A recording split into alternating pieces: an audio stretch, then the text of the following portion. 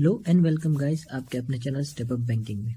आज हम बात करेंगे एसबीआई क्लर्क मेंस 2025 10 अप्रैल सेकंड शिफ्ट का जो मैंने दिया था। सेल्फ गिवन एनालिसिस लेके आया हूँ गाइस, जो सबसे टफेस्ट शिफ्ट मानी गई है एसबीआई क्लर्क मेंस 2025 की। ठीक है, तो डिस्कस करते हैं गाइस। स्टार्ट करते हैं क्वांट से, जिसका लेवल मुझे मॉडरेट लगा। टोटल अटेम्प्ट्स थे मेरे 21, जिसमें मैंने 2 DI सॉल्व किए, जिसमें एक टेबल DI था and second one is caselet DI था। बाकी मैंने मिसलेनियस सॉल्व करे हैं, क्वाड्रेटिक इक्वेशंस, अप्रोक्सीमेशन एंड एक अर्थमेटिक का सॉल्व किया है। तो ऐसे मिला के मेरे टोटल 21 अटेम्प्ट्स हुए हैं। देखते हैं। एंड एक्यूरेसी गाइज मेरी 90% तो है। नेक्स्ट सेक्शन है रीजनिंग का, जिसका लेवल मुझे मॉडरेट टू हाई लगा। पजल मैंने देखे बट एक भी सॉल्व करने वाली लायक पजल नहीं थी। ठीक है, तो मुझे लगा था टाइम कंज्यूमिंग है, इसलिए मैंने पहले मिसलेनियस की तरफ गया। तो टोटल मेरे अटेम्प्ट्स थे रीजनिंग के 22, जिसमें मैंने एक पजल सॉल्व किया जो डुएबल था, बहुत ईजी था। उसके बाद मैंने सारे मिसलेनियस सॉल्व किए, नंबर्स वगैरह, नंबर से रिलेटेड कुछ क्वेश्चन थे जो बॉक्स में होते हैं, 3 नंबर्स, देन अपने को थर्ड टर्म निकालनी पड़ती है। तो ऐसे टोटल मेरे अटेम्प्ट्स हुए 22। फिर आते हैं इंग्लिश पे। इंग्लिश का लेवल मुझे इजी टू मॉडरेट लगा। मेरे टोटल अटेम्प्ट्स थे 35 और ऐसे के जो लेवल देखा जाए तो मुझे एसबीआई पीओ प्री का ऐसे लेवल लगा थोड़ा।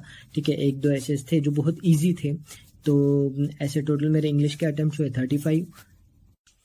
और एक्यूरेसी की बात किया जाए तो मुझे जहाँ तक लगता है कि 25 प्लस तो मार्क्स मेरे आने चाहिए इसमें।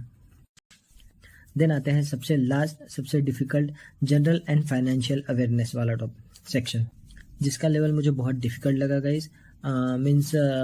मैंने IBPS PO का भी मेंस दिया, IBPS क्लर्क का भी मेंस दिया, मैंने LBO के भी एग्जाम्स दिए। तो अलॉन्ग विद दैट तो मेरा उस हिसाब से करंट अफेयर्स अच्छे से प्रिपेयर्ड था, मैं बहुत श्योर था। और मैं जब टेस्ट दे रहा था तब भी मेरे मार्क्स हर बार 20 प्लस तो आते ही आते थे। ठीक है, तो उस हिसाब से मुझे कॉन्फिडेंस था कि इस बार मतलब टेस्ट में भी मेरे, एक्चुअल टेस्ट में भी मेरा उतना ही आएगा या फिर मैं अटेम्प्ट कर पाऊंगा।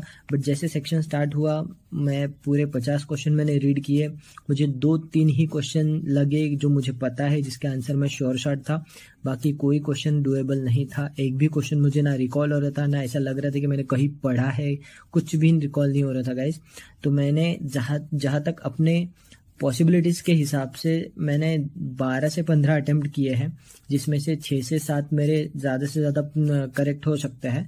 तो उस बाकी तो मैंने गेस वर्क किया है। गेस वर्क मीन्स वो थोड़ा सा लॉजिकल गेस वर्क था। ठीक है, तो उस हिसाब से देखते हैं कितने मार्क्स आते हैं। ये था मेरे शिफ्ट का एनालिसिस गाइस, जो मैंने खुद दिया था 10 अप्रैल सेकेंड शिफ्ट में। और आपने भी अगर सेम शिफ्ट में एग्जाम दिया है तो गाइज अपने अटेम्प्ट्स और कौन से स्टेट से दिया है कमेंट में लिख दो, हमें एक आइडिया आ जाए कि नॉर्मलाइजेशन किस हद तक हो सकता है। ठीक है गाइज, तो वेट करते हैं रिजल्ट का। All the very best from step up banking. Channel को फॉलो करो, सब्सक्राइब करो और रेगुलर अपडेट्स के लिए स्टेप अप बैंकिंग से जुड़े रहो guys. Bye bye, all the very best.